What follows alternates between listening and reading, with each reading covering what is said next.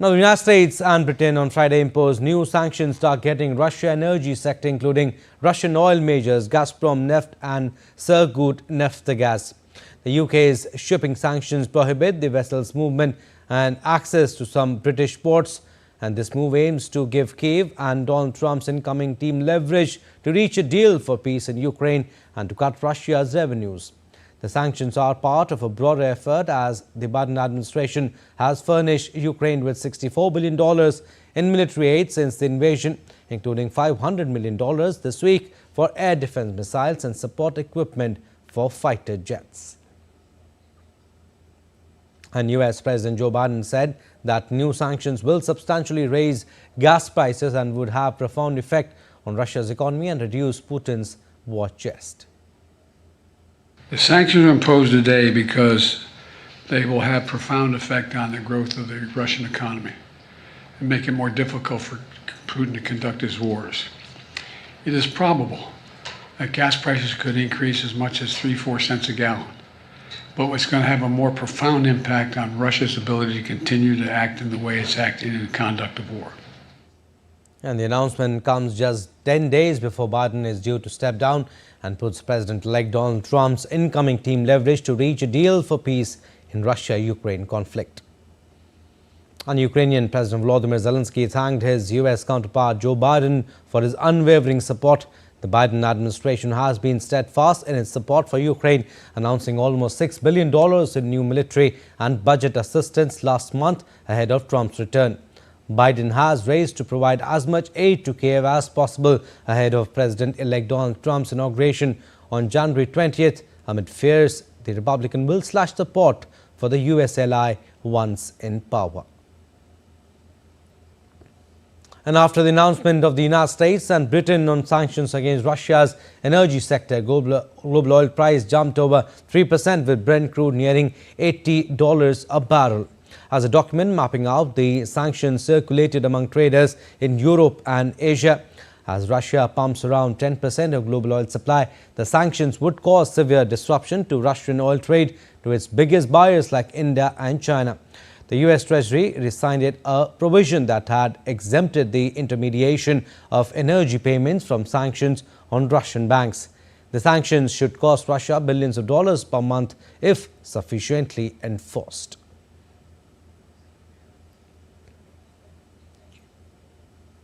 All right, we'll go across to New Delhi. DD India's Akshay Dongre has more information on this.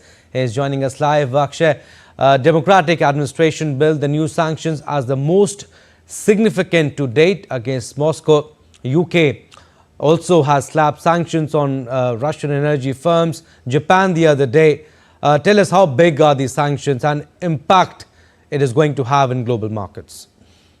Well, it remains to be seen that the exact impact that it is going to cause as far as the global markets are concerned. But the signs have already become clear that the crude oil prices have started to rise already.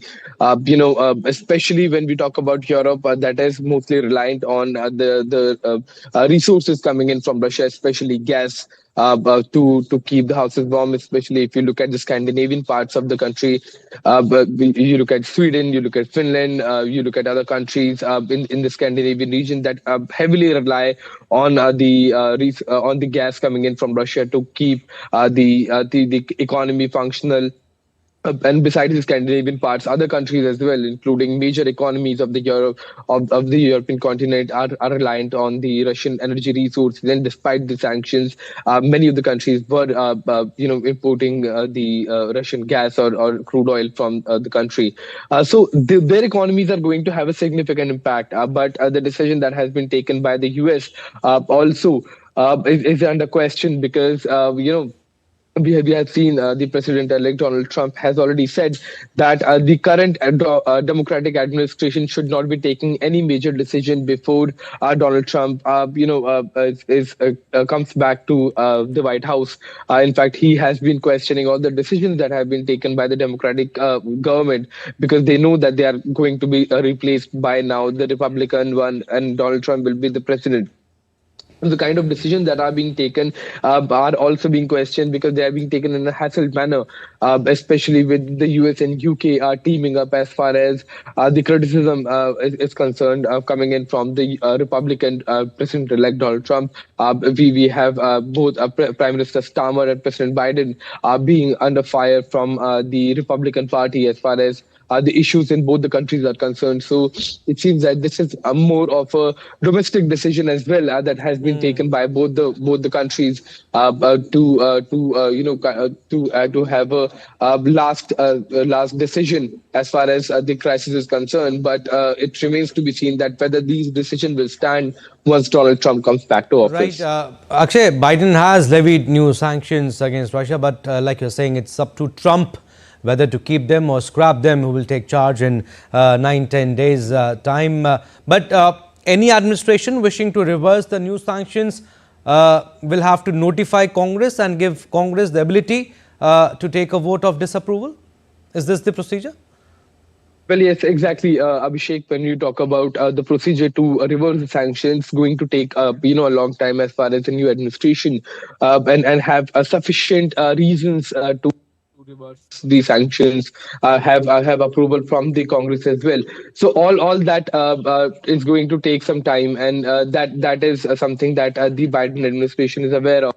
So we will have to see how the entire procedure is going to go about now once the once Donald Trump comes back to office and the decision is taken on the sanctity of the sanctions, the decision that are being taken at the last leg of the democratic government. So let's wait and watch about what happens to these sanctions, to these decisions that are being taken up. And But when it comes to the global crude oil prices, certainly they are going to go up, and the only countries that are going to benefit from these decisions are going to be the oil exporters, and the countries that are going to impact it will be developing countries, especially countries like India that are heavily reliant on on import of crude oil.